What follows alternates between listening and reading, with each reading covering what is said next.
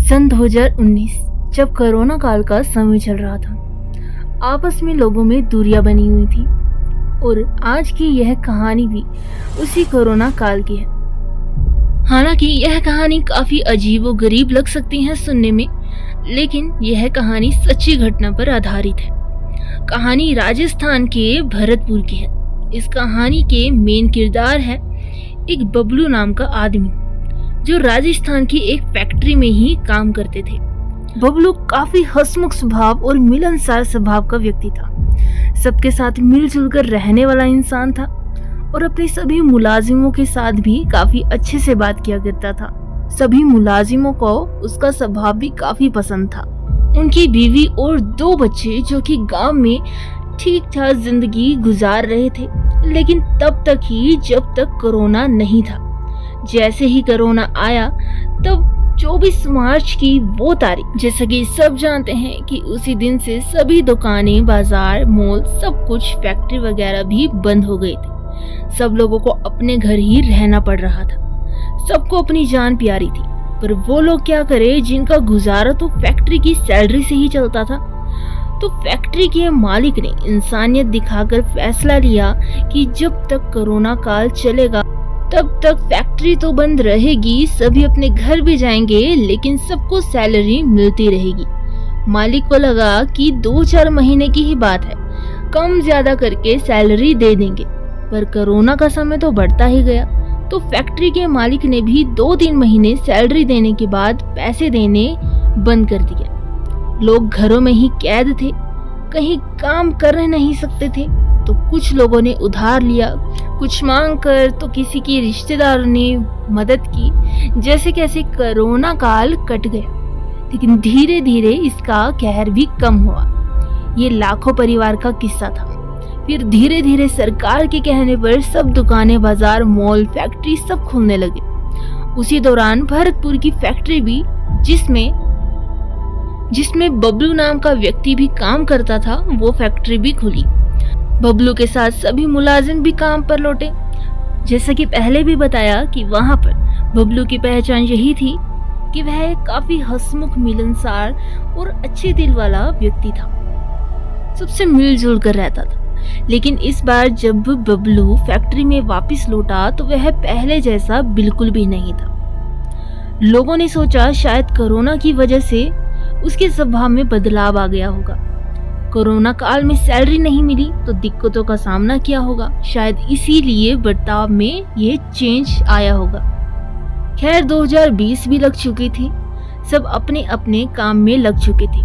काम भी बहुत था। अब बबलू काम करने लगा और ओवर टाइम भी लगाने लगा।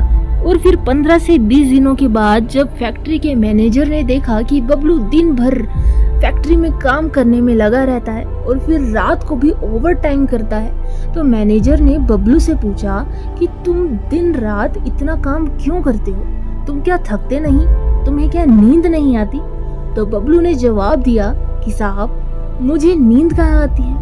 तो मैनेजर ने सोचा बबलू अपने घर गृहस्थी, बच्चों के खर्च के कारण लगता है कि परेशान हो गया है, तभी वो ऐसी बातें कर रहा है। लेकिन मैनेजर ने सोचा चलो अपनी खुशी से काम कर रहा है तो कर रहे दो। लेकिन एक दिन कुछ अजीब हुआ।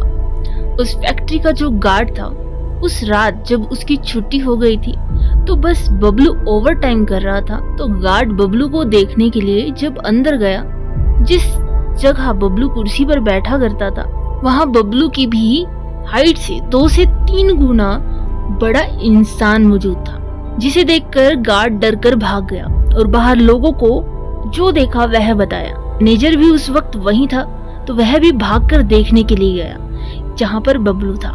लेकिन वहाँ तो बबलू सामान्य ही अवस्था में सोया हुआ था। तो मैनेजर ने गार्ड को डांटा कि तुम गलत अफवाह क्यों फैला रहे हो। लेकिन गार्ड ने कहा मैंने तो वही बताया जो मैंने देखा था।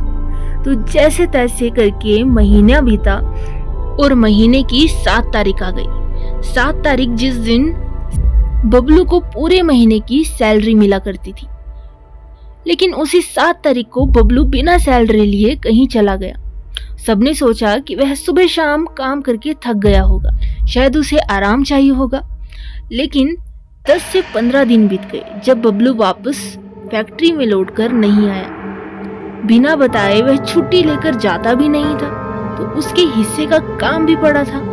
तो मैनेजर से यह बात ओनर तक पहुंची, तो मालिक ने कहा कि बबलू की जो 1 महीने की सैलरी है वो 50,000 रुपए हो गई है, क्योंकि उसने ओवर टाइम भी लगाया था। ओनर ने मैनेजर से कहा कि उसके गांव का पता लगाकर वहां तक जाओ, पता तो करो कि बबलू ठीक तो है ना, कहीं उसे कुछ तंगी तो नहीं, और उसे यह पैसे भी देते हैं। लेकिन जैसे ही वह मैनेजर और वहाँ के कुछ मुलाजिम बबलू का पता करते करते उसके गांव तक पहुँचते हैं, हालांकि वह उसके घर तक का पता भी लगा लेते हैं, लेकिन उसके घर का दरवाजा खटकाने पर एक महिला दरवाजे को खोलती है।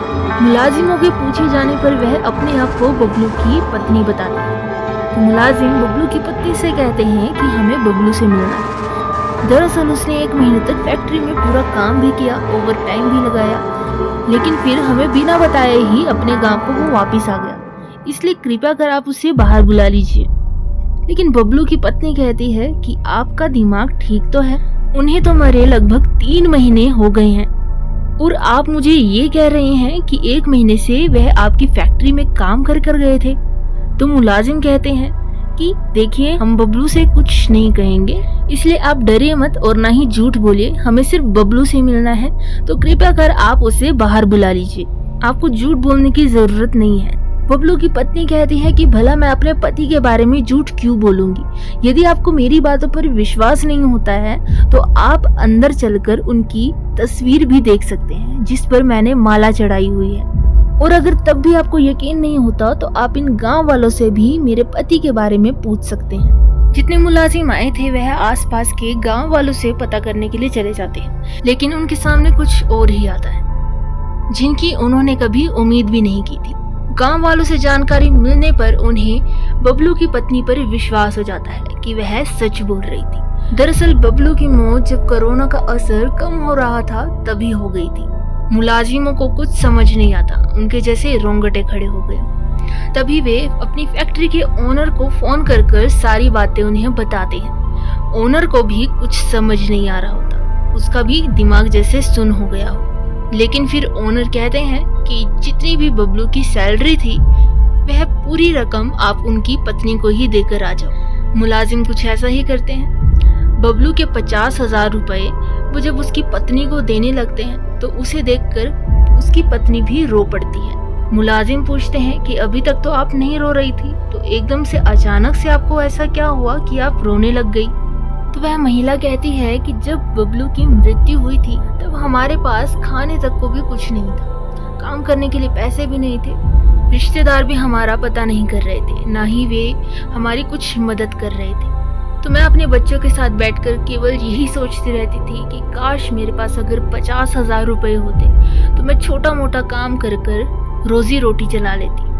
हो सकता है मेरे पति उस समय मेरे आसपास हो, मेरी सब बातें सुन रहे हो, और आज देखो, आज आप खुद चलकर उनकी मेहनत के 50,000 रुपए मुझे देने आए हैं। यह सब सुनकर, महसूस कर न केवल बबलू की पत्नी के होश उड़ते हैं, बल्कि उन मुलाजिमों सहित फैक्ट्री में जितने भी कारीगर थे उनके भी दिमाग सुन हो जाते हैं कि वो एक आत्मा के साथ काम कर रहे थे। कहानी अच्छी लगी हो तो वीडियो को लाइक और चैनल को सब्सक्राइब करना ना भूलिएगा। इसी के साथ फिर मिलेंगे एक और नए वीडियो के साथ, तब तक के लिए गुड बाय।